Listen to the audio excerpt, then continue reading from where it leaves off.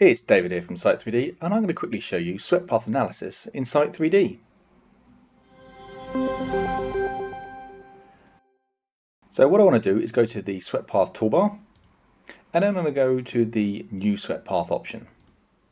In here we can choose a vehicle, or we can even create a copy or edit one, or even create a complete new one or remove any.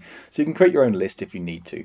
I'm going to choose a sort of default sort of fire vehicle here. I'm going to go for this one, hit select, and then I'm going to go and position the starting point of this swept path.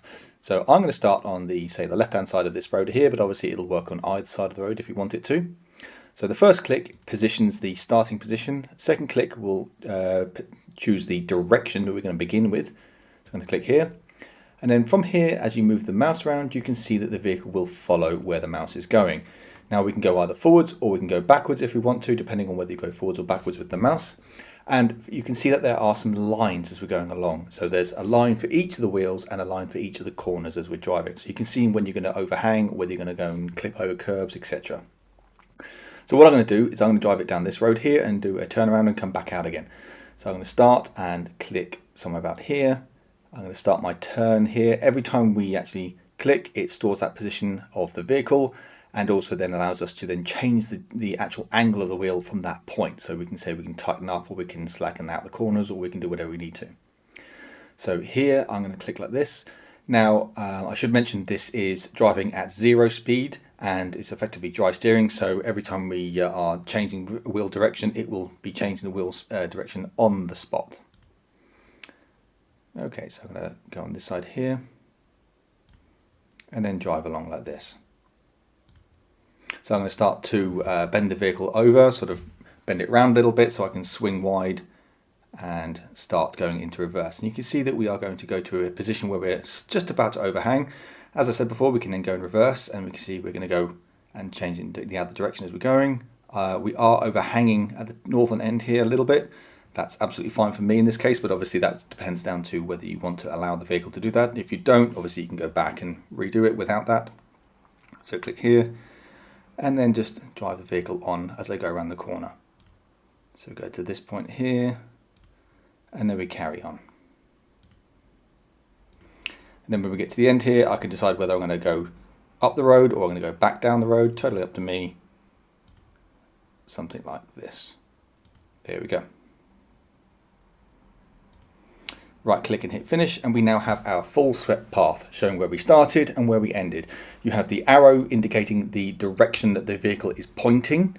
So when we're going up here and then reversing, we are still pointing the arrow in the direction that the vehicle is pointing, the forward part of the vehicle.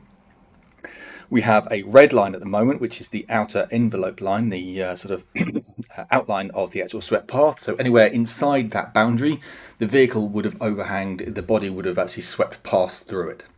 So make sure that there's nothing in this area that would actually sort of stop a vehicle from being able to turn. The other lines you can see are a line for each one of the wheels. So we can see it's the outer point of the actual left-hand side and the outer point of the right-hand side wheels, as well as the front and rears. So what we want to do here is make sure obviously that we're not overhanging anything we're not allowed to, make sure we're not clipping any of the curbs, and to make sure that the vehicle can actually turn. If you don't like those colors, that's fine. You can go through to the layers option here and we can scroll down to find the swept path. So we have our envelopes, vehicle bodies, and the actual wheel path lines. We can go through and change it. So maybe I'm not so interested in the actual envelope line. So click this and I'm going to turn that to be blue. And then maybe I want to focus or highlight the wheel positions, wheel paths. So click this one and maybe make this one something like orange to sort of brighten it up. As soon as I click OK, you can see that that has updated in the background. So we can clearly see the actual wheel lines just a little bit better now, and we can see what's going on.